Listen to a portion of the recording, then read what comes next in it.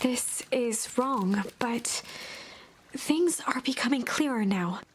You can feel it, right?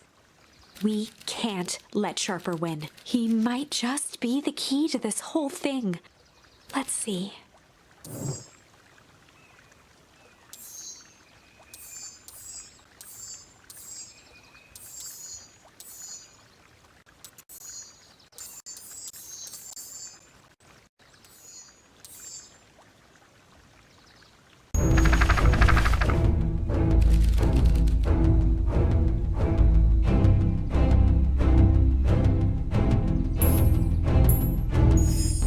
There was a malice lurking behind those eyes, like a trap ready to spring.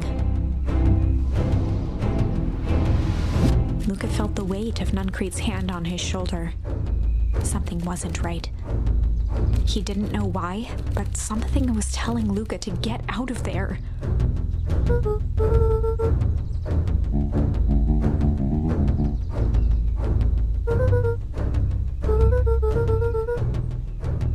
Luca twisted free of Nuncrete's grasp.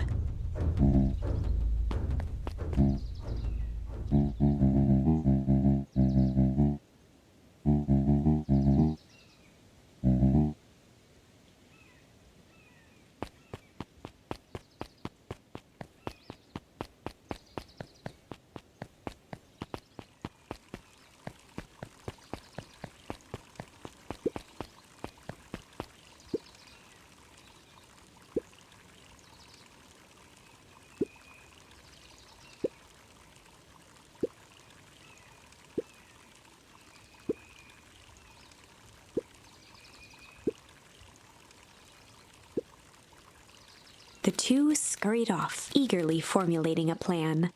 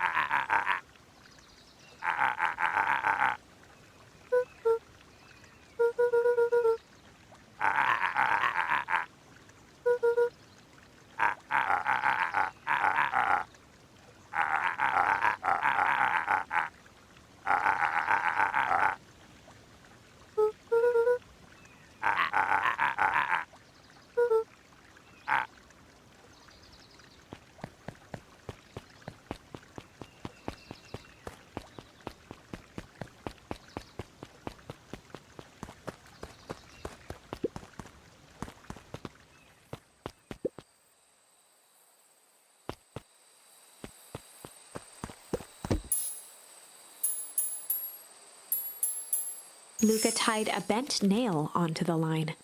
If all you have is a hammer...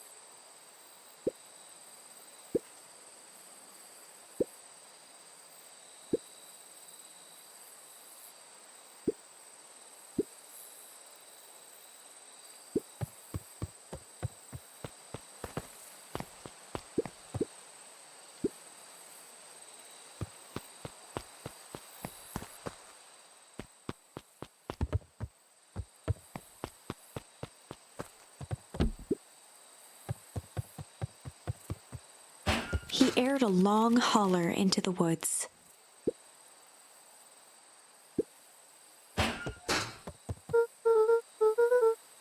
Luca felt his eyes getting heavy and plopped into the beanbag. He conceded to its lumpy embrace.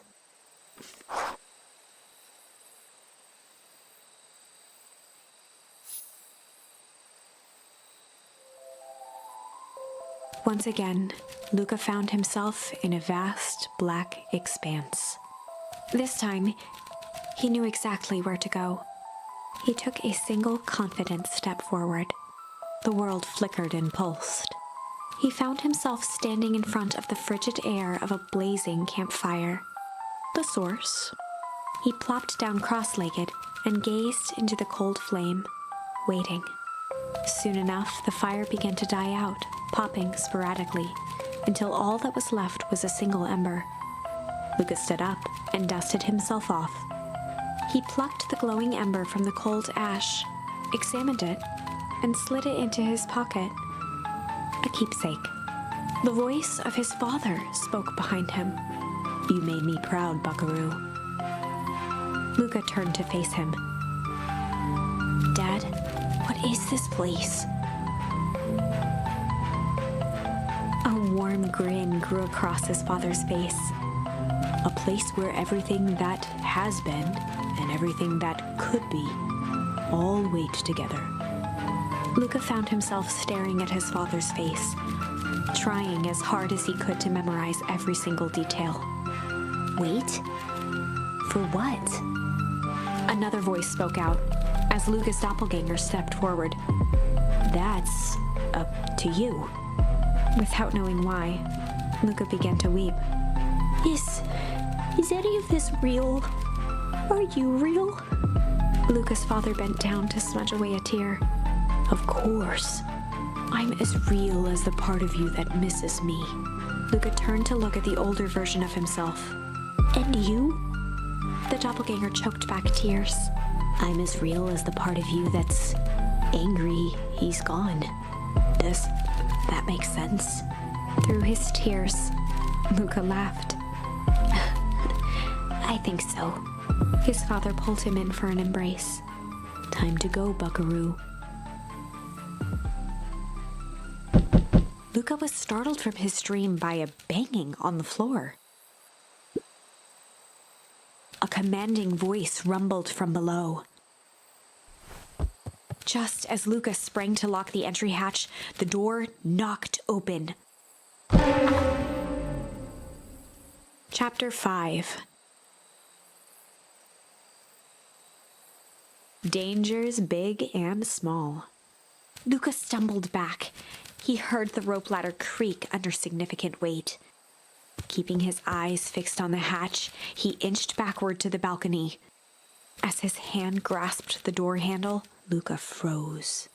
A large figure clumsily wriggled up through the hole.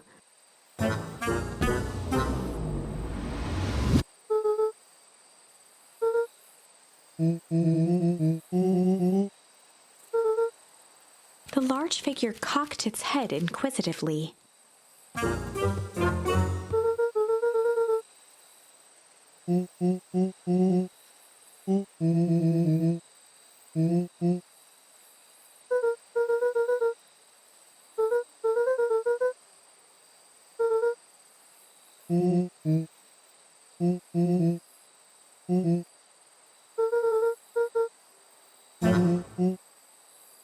Luca's jaw dropped. He peered more closely at the man standing in front of him. Something about him was undeniably Rollo. Only bigger, older, changed.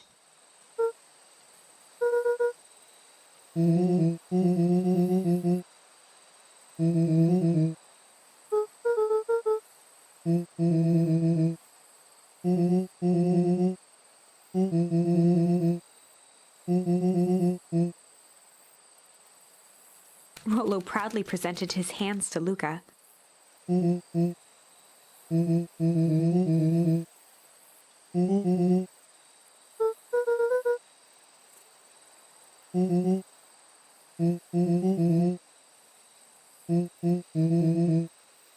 Luca moved to the side and pointed Rollo to his reflection in the balcony window. His hands shot up to his face.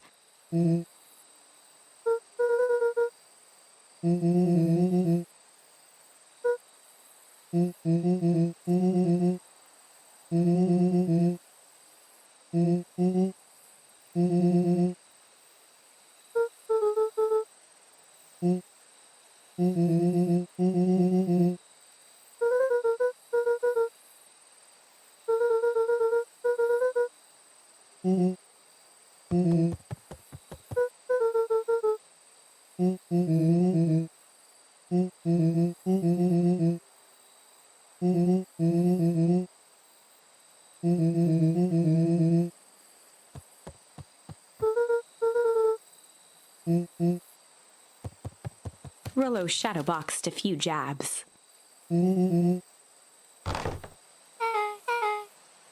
With a yelp, Rollo dove behind Luca.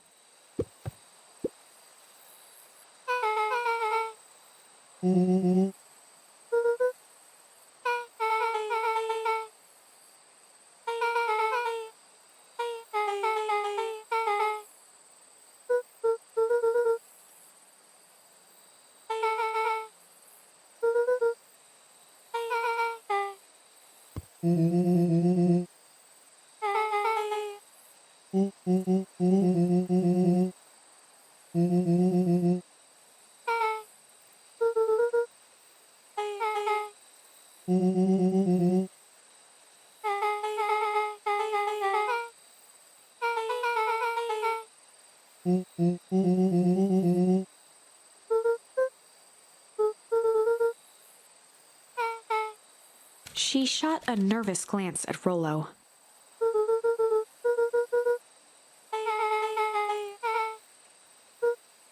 Beck's eyes narrowed.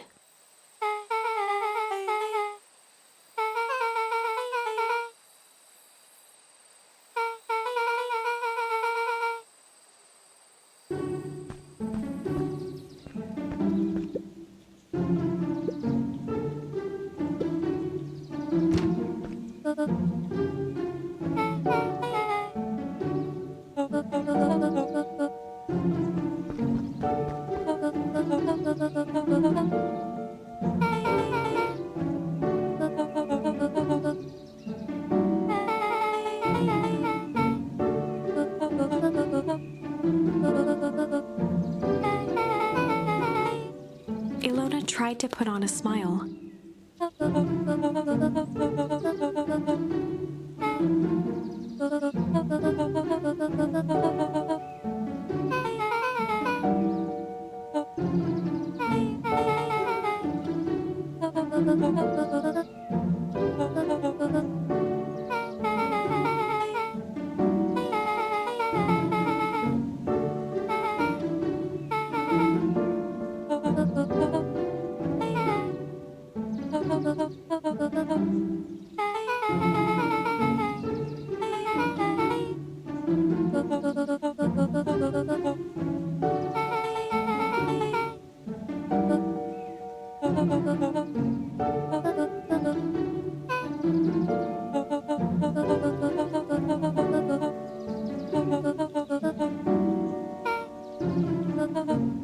She sighed, and after a moment, looked down at Beck sympathetically.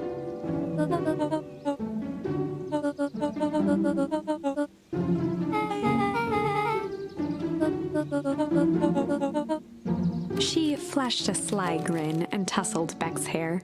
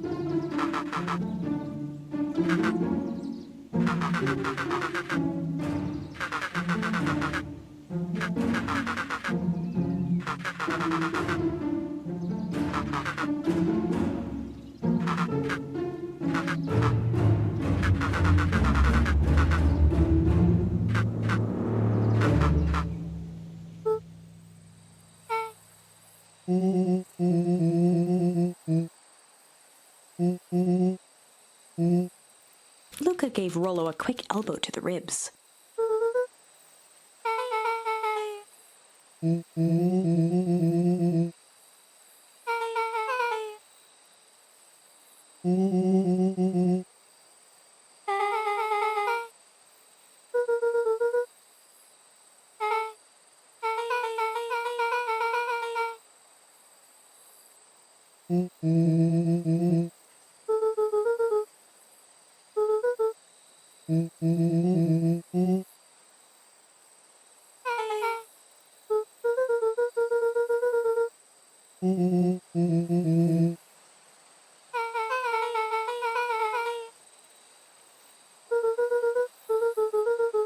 Beck flicked a large sheet of paper out of her pocket and slammed it on the floor.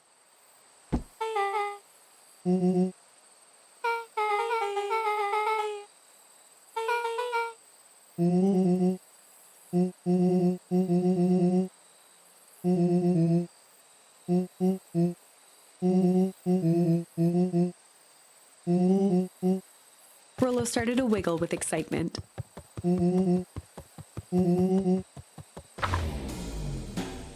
Chapter 6.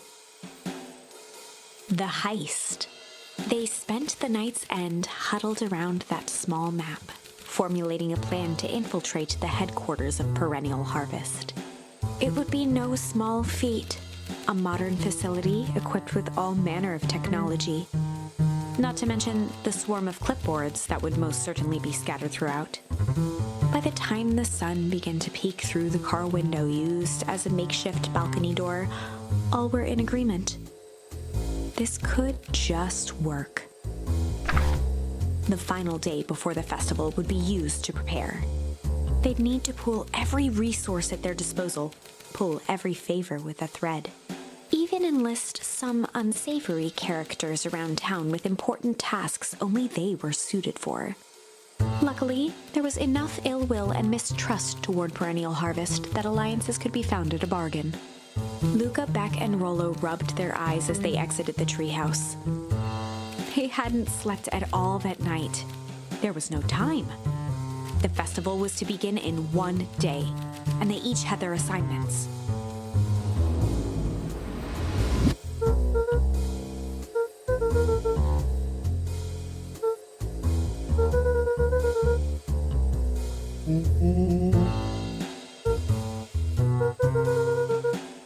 He waved vaguely at Rollo's sizable figure.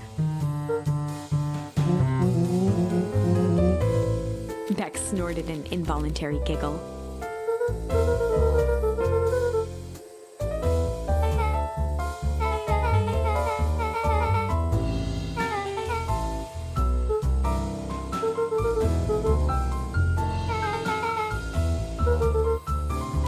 each looked at each other with sleepy confidence and nodded.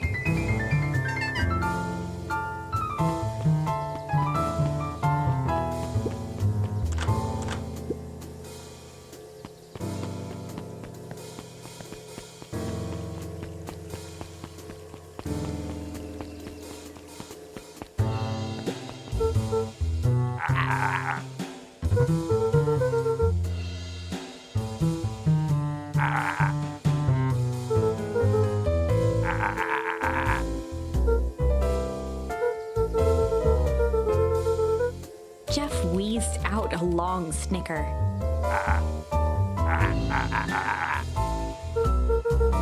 The joy in Jeff's face drained instantly.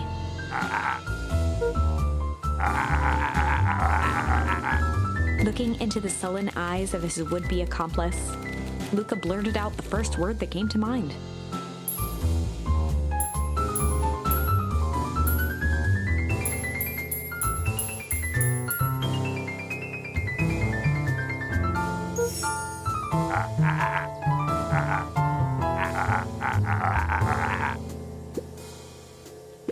Luca wasn't ready to give up so easily.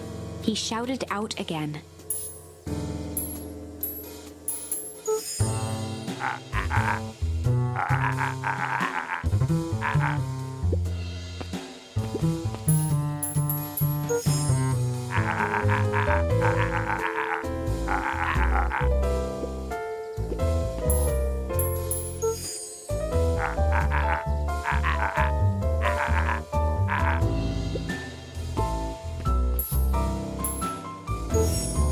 Jeff's brow perked up.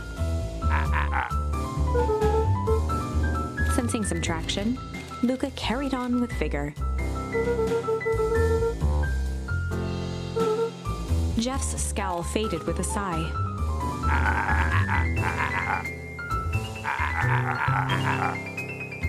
One good stomp of the foot was all Jeff needed to drive his point home.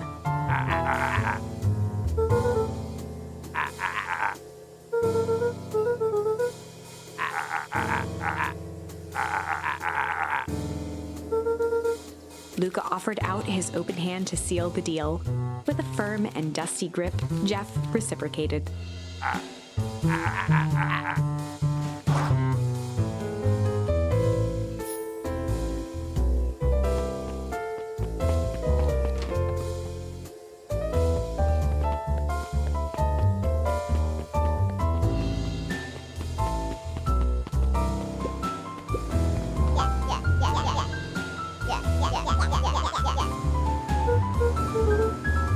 Iggy raised an eyebrow suspiciously.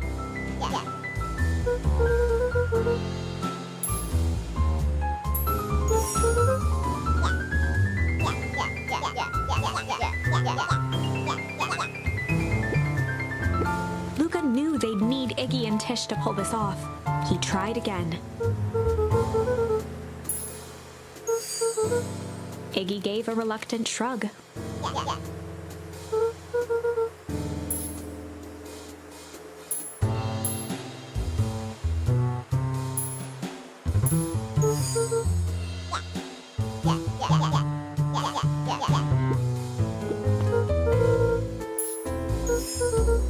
Iggy gave a reluctant shrug.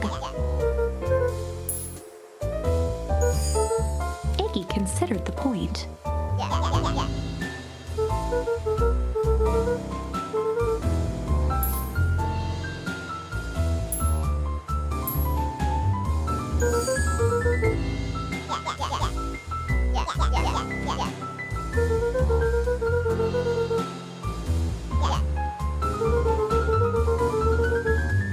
A wild-eyed grin spread across Iggy's face.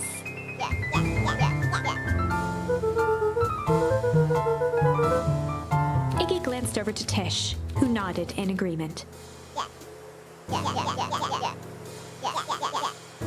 With a quick nod, Luca was off.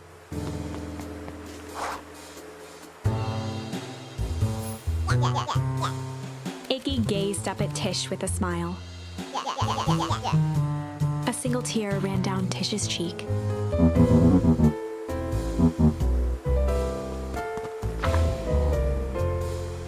Chapter 7. Into the Hive. A good heist requires preparation, and thorough preparation takes time, something they had precious little of. So far, everything was in order. Jeff, Iggy, and Tish all agreed to do their part. Beck radioed Luca that night with a simple and covert message. "We are locked and loaded on my end." And Rollo, after a lengthy confession, managed to persuade Roxy and Fitz to help. He stowed away in mission control for the night to avoid attracting attention. Rollo, being uniquely suited for the role, would be the first to breach perennial harvest. The outfit provided by Jeff wasn't perfect, but a convincing disguise is 10% wardrobe, 90% confidence. Rollo took a few vigorous breaths and shook out his arms.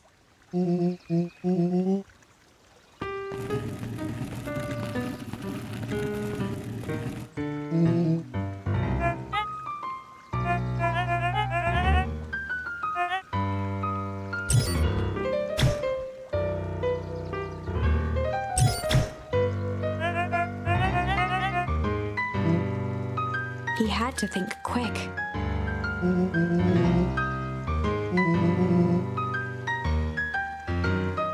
Rollo sighed, adjusting his tool belt.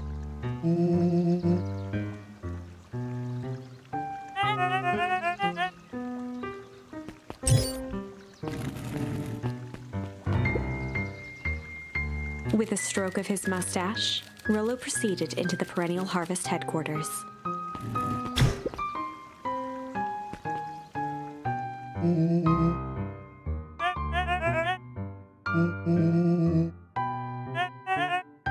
He stammered and flipped through the pages of his clipboard.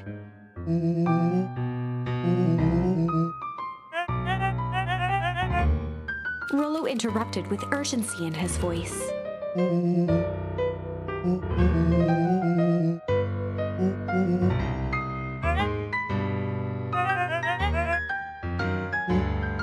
Rollo panicked.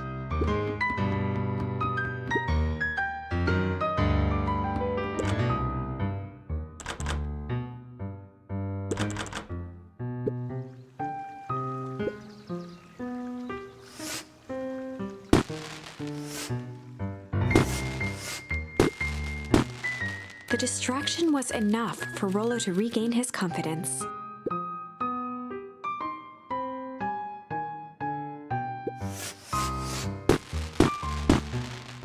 The clipboard fumbled around in a frenzy.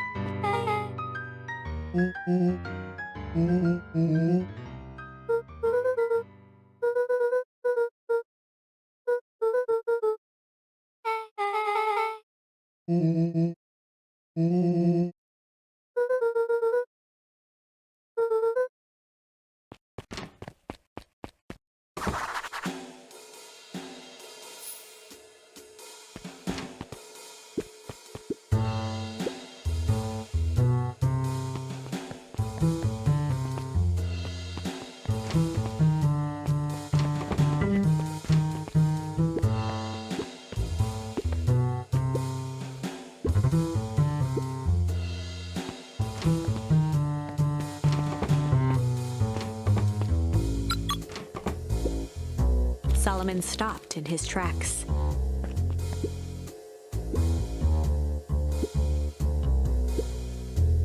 A veneer of confusion flashed across Solomon's face. His words rushed out dramatically.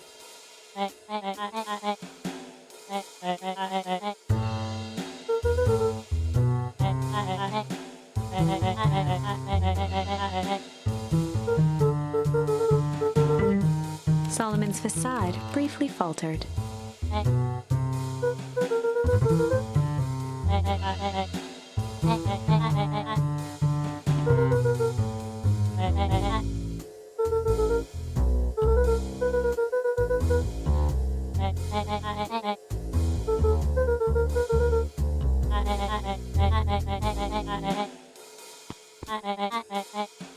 Luca happened to notice a plaque above the door.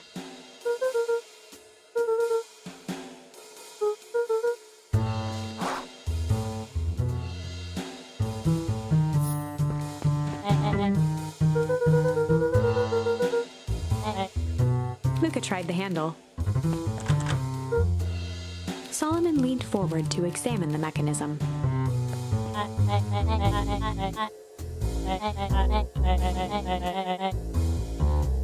Luca smiled and looked at his watch.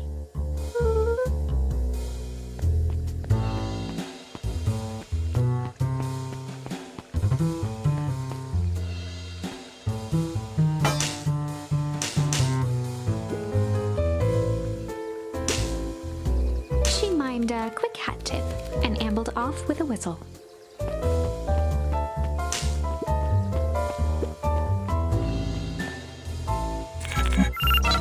The light on the keypad changed from red to green.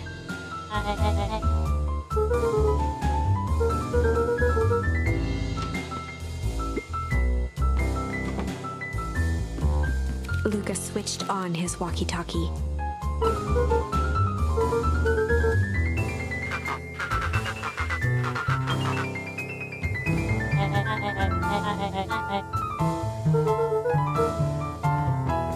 On the computer screen, a green cursor blinked in a password field. Luca pecked out his best guess: underground secrets. The screen blinked to life. Columns of green numbers glowed on a black background.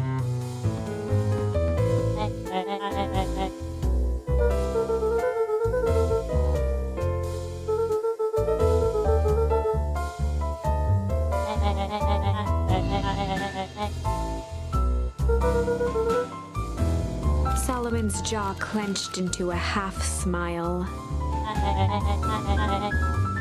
Luca quickly scanned the columns for number 24601.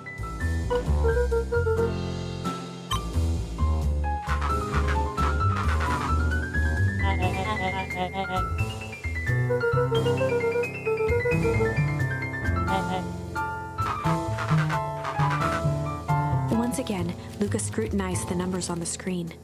In that moment of distraction, Solomon reached forward and pressed a large red button.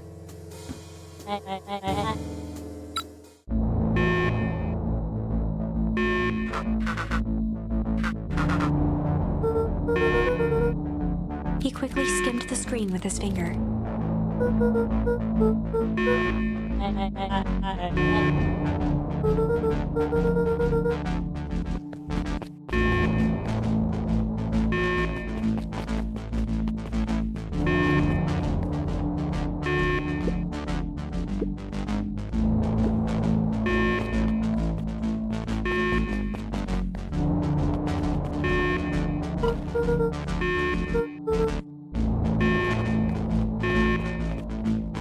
Mr. Kerr approached with a sneer and spoke into his walkie-talkie.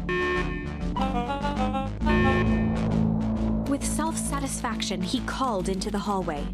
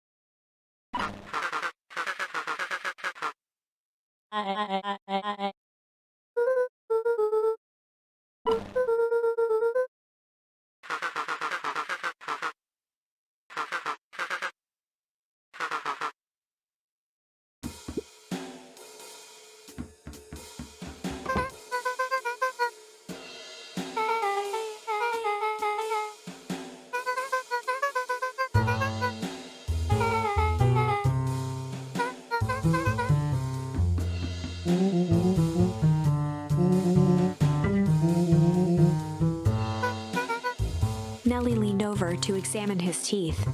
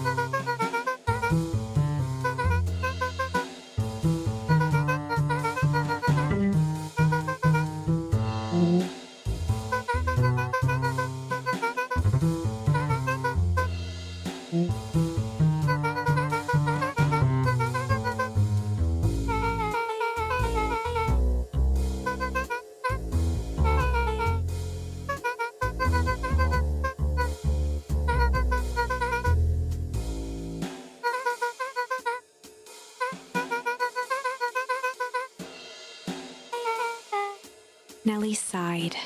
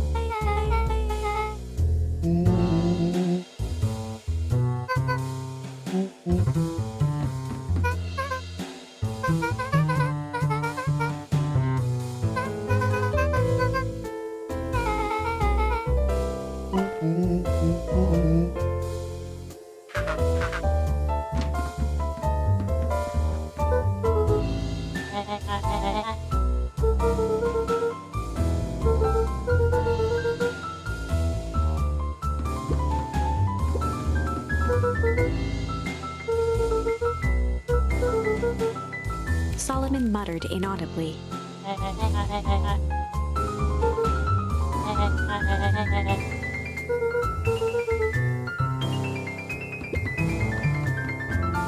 Luca tugged on each of the cabinets.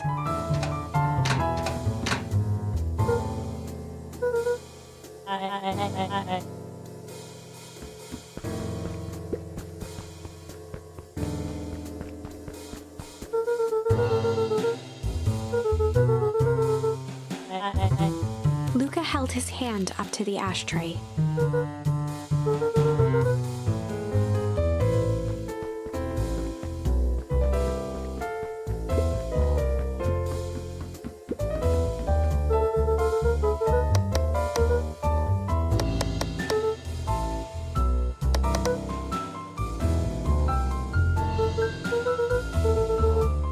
Solomon once again muttered under his breath.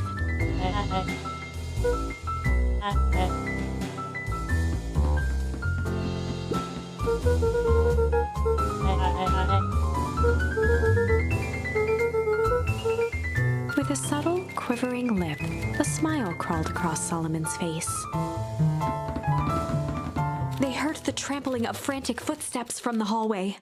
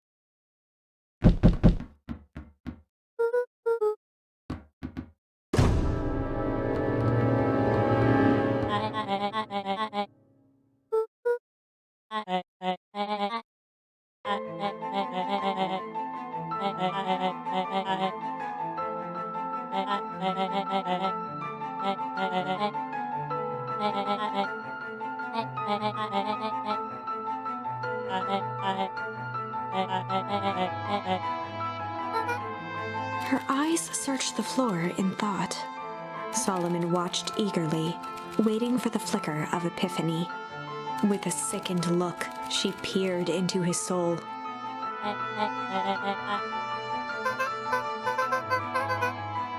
Solomon clapped with genuine delight.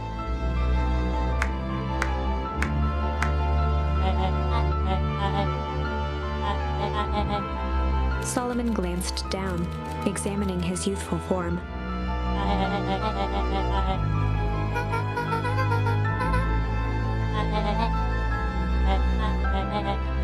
Kerr presented it with a theatrical twirl of the hand.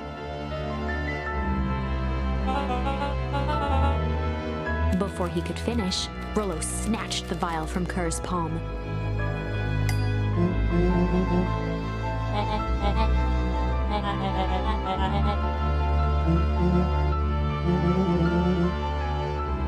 Rollo casually tossed the vial to Luca.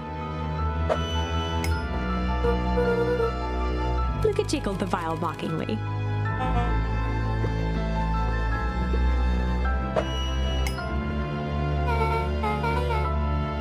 She held it tightly behind her back. Solomon sighed, speaking in crisp, measured syllables.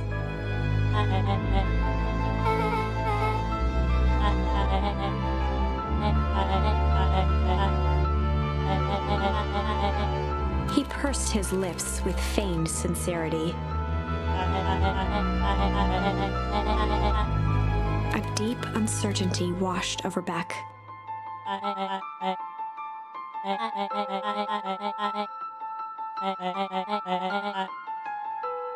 She looked to Nellie shakily.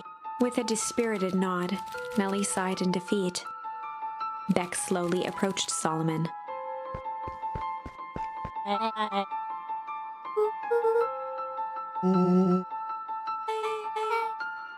With apprehension, Beck conceded. Solomon pocketed the vial and brushed off his shoulder with a sharp flick.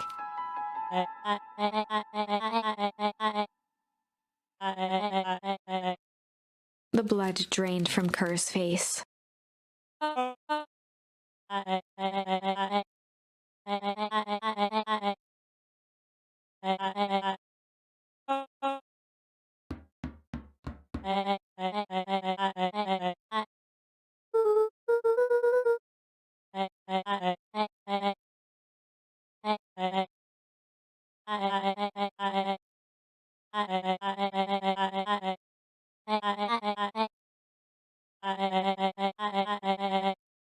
Solomon shook his head with gratification.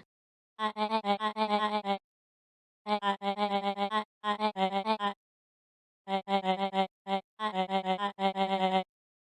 muffled applause resonated faintly through the walls.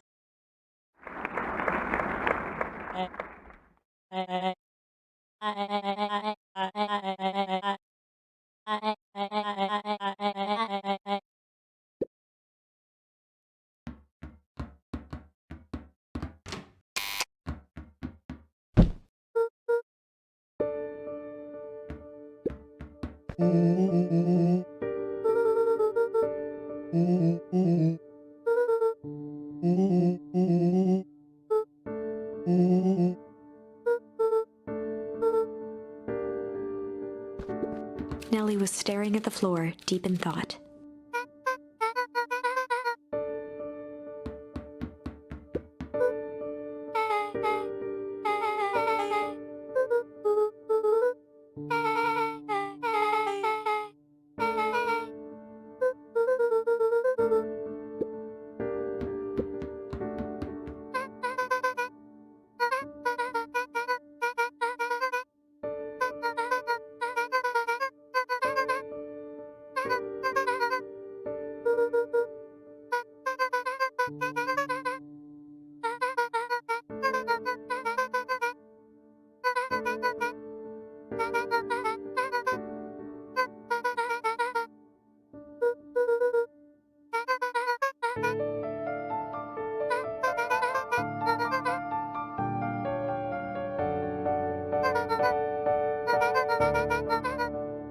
The color dropped from Luca's face.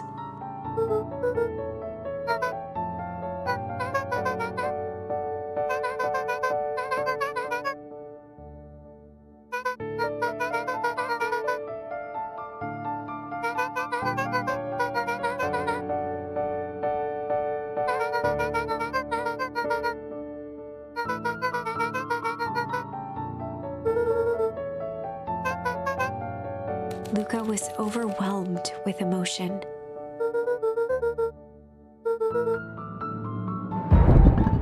A sudden explosion sounded from the hull.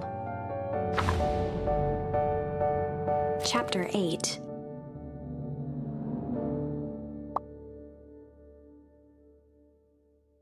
Comeuppance. Ears still ringing, Gran picked herself up off the ground. Through the dust and smoke, she looked over to see Mrs. Fratelli helping Hiram Tolliver to his feet. She'd had to beg, borrow, and steal to acquire those explosives. How many nights had she spent visualizing how she'd use them to make things right?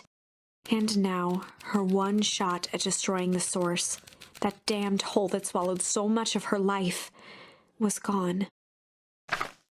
Traded for this jagged hole in a wall and a foolhardy shot at rescuing Rollo. With Fratelli and Tolliver at her side, she stepped through. It was a strange feeling.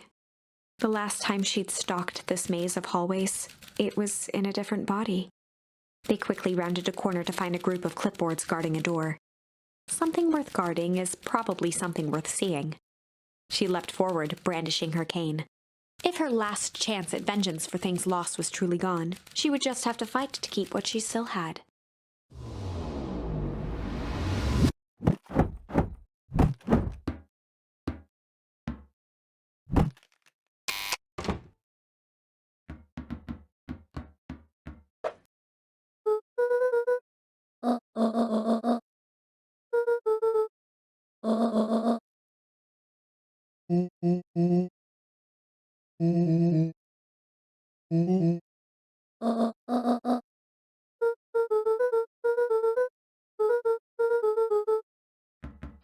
They made their way out from deep within Perennial Harvest, just as Solomon finished up his speech. Solomon pulled a glass vial from his pocket. In one smooth motion, he downed its contents. A triumphant smile grew across Solomon's lips.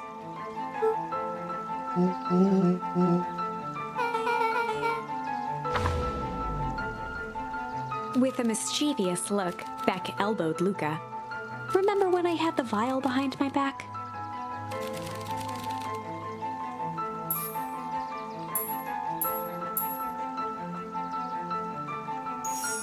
I might have tweaked his wonder potion with a little change.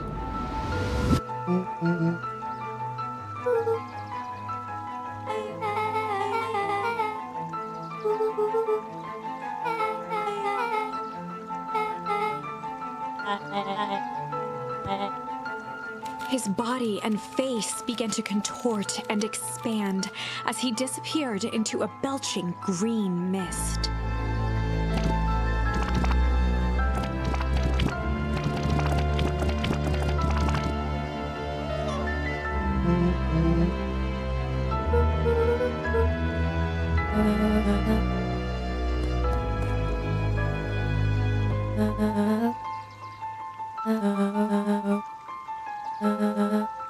Eris awkwardly cradled the squirming child. She looked to her brother, her voice shaking with uncertainty.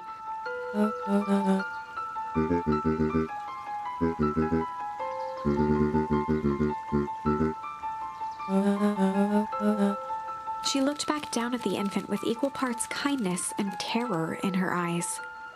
With a shake of her head, Eris addressed the crowd with a stern scowl.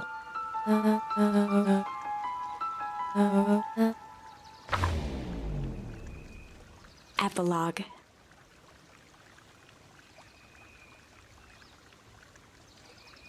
Beacon Pines' coldest summer on record came and went without much fanfare. Folks shared what they had and none were left wanting. The new school year was ushered in by the falling leaves of autumn. After everything Luca, Rollo, and Beck had been through, middle school was bearable. The chill of winter didn't seem to bother people much. They kindled a hope for a better future in their hearts. When spring arrived, farmers planted their crops with a sense of joy and optimism. And as the dawn of the first day of summer came again, its light slowly spread through the shallow valley. It crept over the town square, across the river, past the neglected welcome sign, and came to rest on a young boy sleeping at dawn, his mind at peace, knowing he is here for a reason.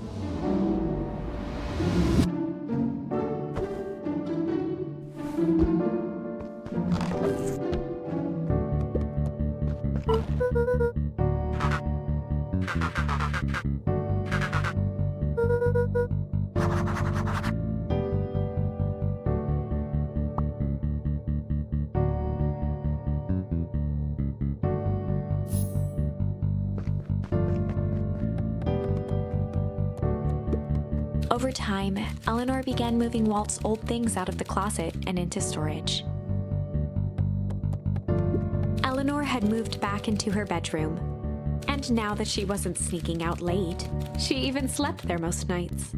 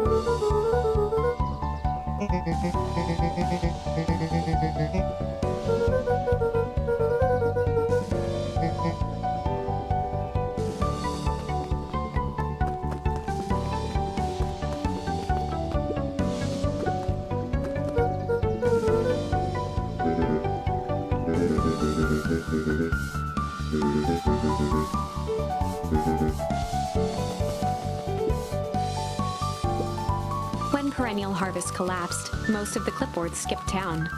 But some stuck around and dedicated themselves to making things right.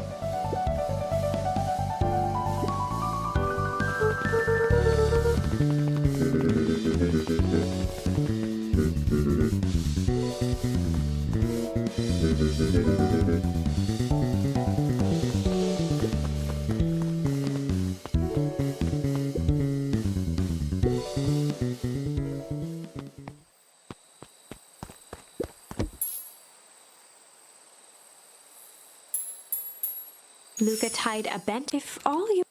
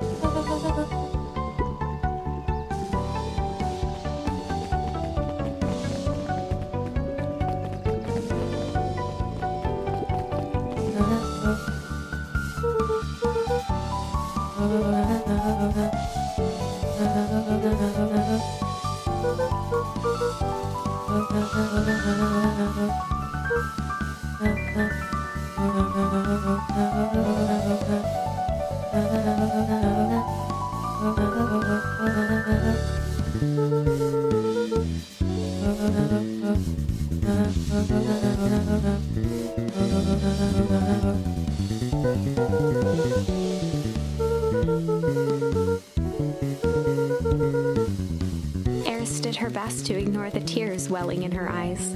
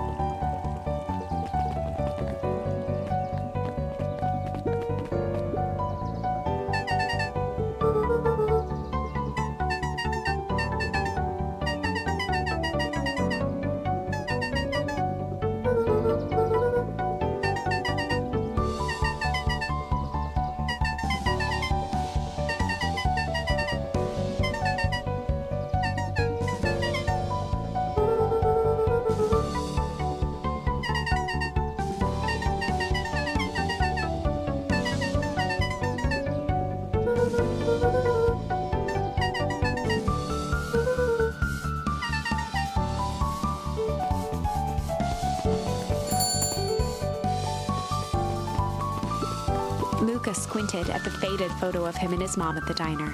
Memories of that day came flooding back.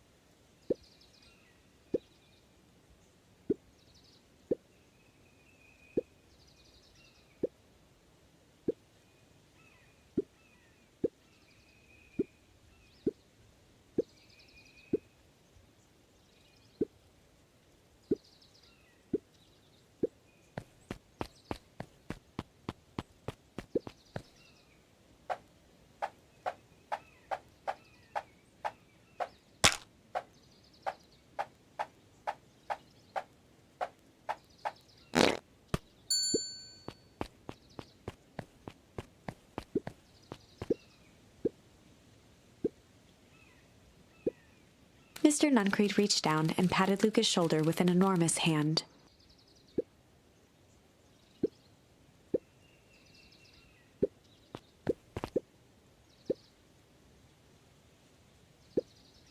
Mr. Wilder adjusted his monocle jokingly.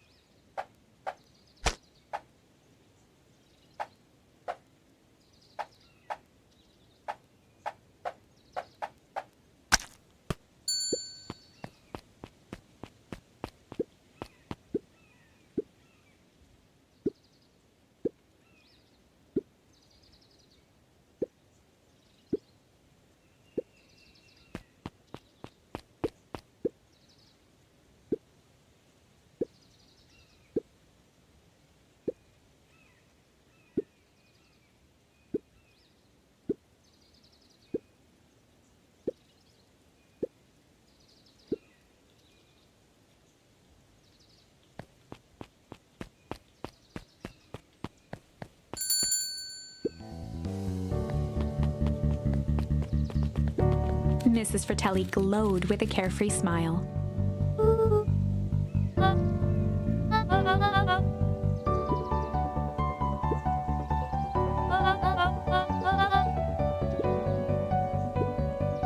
Mrs. Fratelli sighed with a zen-like calm.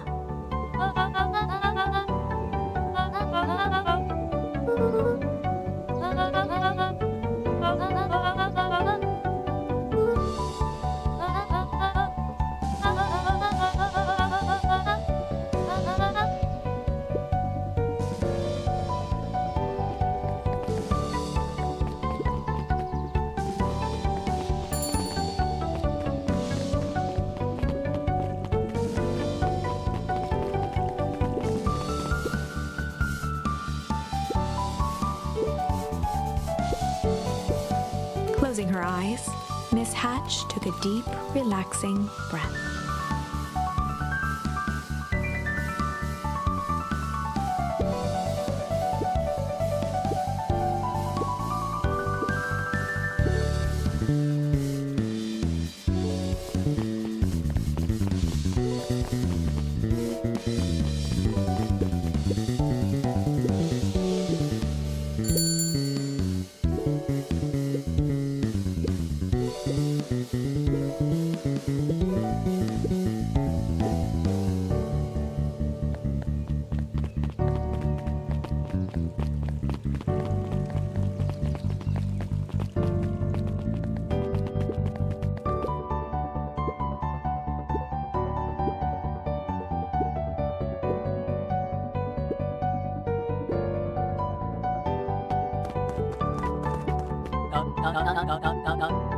He playfully waggled an apple.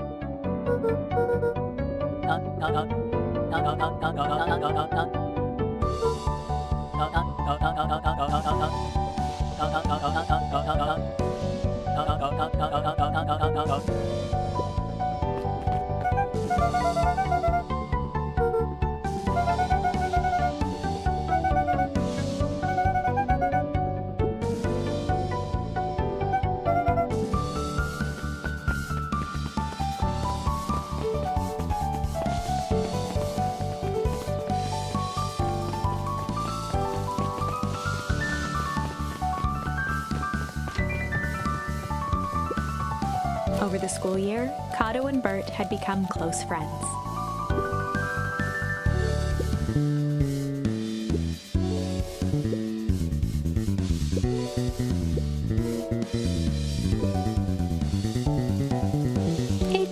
likely went on like this for quite some time.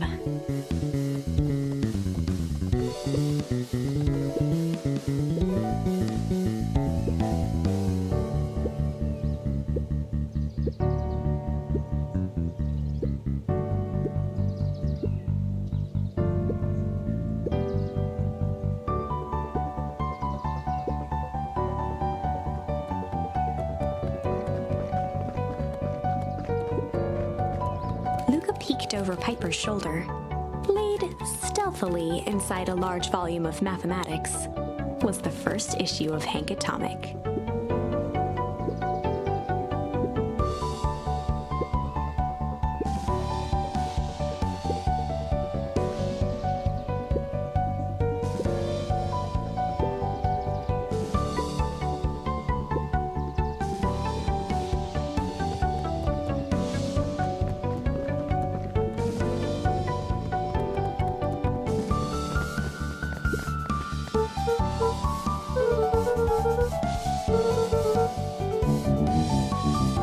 Mr. Nuncrete shook his head.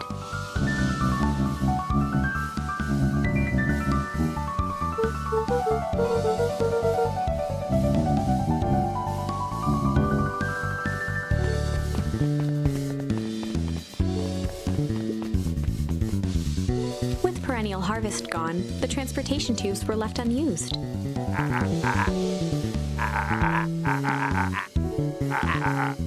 Well, maybe not completely unused.